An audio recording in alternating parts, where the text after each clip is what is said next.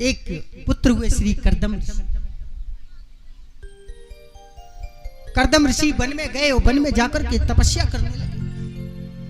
तपस्या करते करते जैसे ही आंख बंद की, संसारिक प्रेम को देखा तो प्रेम आसक्ति जागृत हो गई और मन में विवाह करने की इच्छा प्रकट हुई। और जैसे ही मन में विवाह करने की इच्छा प्रकट हुई, इनकी तपस्या से प्रसन्न हुए, भगवान आए, आकर के दर्शन दिया। कहो क्या वरदान चाहते? बोले कुछ नहीं प्रभु, बस आपने दर्शन दे दिया, बस यही बहुत है। अब भगवान तो घट वासी है, सबके मन की जानते हैं। भगवान कहने लगे चिंता मत करो करदम ऋषि, हमने आपका विवाह तय कर दिया। बोले महाराज तय कर दिया? बोले हाँ।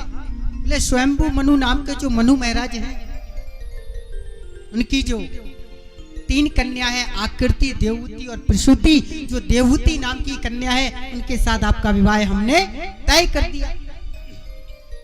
करदम ऋषि कहने लगे हमको विवाह नहीं करना। बोले कैसे नहीं करना? जब हमने विवाह तय कर दिया तो आपको विवाह करना पड़ेगा। बोले एक शर्त पे विवाह करेंगे। बोले क्या? बोले आप हमें वचन दो कि आप हमारे घर पुत्र बन करके आओगे, तभी हम विवाह करेंगे। भगवान ने कहा ठीक है। और महाराज बड़ा सुंदर विवाह हुआ करदम ऋषि का देवहूति के साथ। और धीरे धीरे समय व्यतीत हुआ। इनके यहाँ 9 कन्याओं ने जन्म लिया। और जैसे ही कन्याओं ने जन्म लिया, करदम ऋषि गए और जाकर के वन में पुनः भगवान का भजन करने लगे, तपस्या करने। अब देवहूति मैया रोज आती और महाराज इनके बदन के ऊपर से पत्तों को हटाती, डालियों को हटाती, इनका बदन साफ करती। धीरे धीरे जब कई वर्ष बीत गए और करदम ऋषि की समाधि टूटी, तो क्या देखा महाराज? एक व्रत नारी उनके सामने खड़ी है। कहा देवी आप कौन हो? मैया देवहूति कहने लगी स्वामी आप भूल गए, हम आपकी पत्नी हैं देवहूति। बोले देवहूति आप? बोले आपको तो अपने पिता के घर चले जाना चाहिए। बोले हम आपको छोड़ करके कैसे जाते?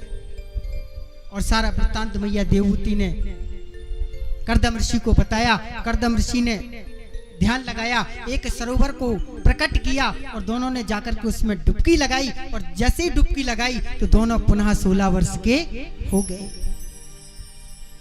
और महाराज जो यश और वैभव मैया देवहूति ने अपने पिता के घर में नहीं देखा, वो यश और वैभव एक संत के घर में मैया देवहूति ने देखा। देखते ही देखते हजारों लाखों दासियां प्रकट हो गई। कोई मैया देवहूति को चंदन लगाती हैं, कोई लेपन लगाती हैं, कोई श्रृंगार करती हैं। और महाराज धीरे धीरे भगवान की कृपा हुई, इनके घर एक बालक ने जन्म लिया और उनका नाम पड़ा क्या? कपिल भगवान। बोलिए कपिल भगवान की जय। जैसे ही कपिल भगवान का प्राकट हुआ, करदम ऋषि गए और महाराज वन में जाकर के तपस्या करने लगे। इधर मैया देवहूति ने कपिल भगवान को एक कोपीन पहनाई और एक सिंहासन पर बिठाया है और बिठा करके कहा महाराज हे प्रभु, हमारी जो 10 इंद्रियां हैं, 5 ज्ञान इंद्रियां और 5 कर्म इंद्रियां, ये 10 इंद्रियां हमें अपनी ओर खींचती हैं। इन इंद्रियों से बचने के लिए क्या करना चाहिए? कपिल भगवान कहते हैं मैया इन इंद्रियों से बचना है तो महाराज अष्टांग योग का सहारा लेना पड़ेगा। और सुंदर महाराज अष्टांग योग के बारे में बतलाया, यम नियम आसन प्राणायाम प्रत्याहार धारणा ध्यान और समाधि। और महाराज सुंदर उपदेश दिया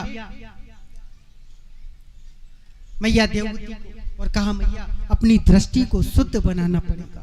जहां जहां आपकी दृष्टि जाए वहां प्रभु श्री कृष्ण और प्रभु श्री राम का दर्शन करना पड़ेगा। अपनी दृष्टि को शुद्ध बनाना पड़ेगा। श्री कपिल भगवान कहते हैं मैया से, मैया गुण दोष से दृष्टि हटाकर जग राम सिया में देखो। गुण दोष से दृष्टि हटाकर दोष से दृष्टि हटाकर जग राम सिया में देखो। राम सिया देखो। गुण दोष से दृष्टि हटाकर जग राम सिया में देखो।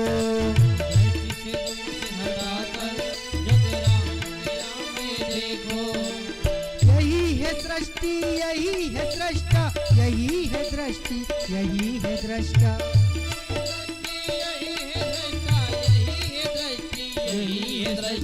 यही है सृष्टि, यही है सृष्टा, यही है दृष्टि, यही है दृष्टा।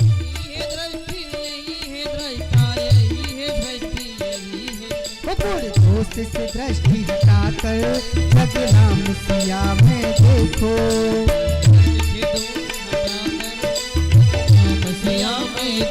और सुंदर उपदेश दिया। मैया देवहूति जल रूप में परिवर्तित हो गई और गंगा सागर में जाकर के समाहित हो गई। और आज भी गंगा किनारे कपिल भगवान का दर्शन मकर संक्रांति पर मेला लगता है।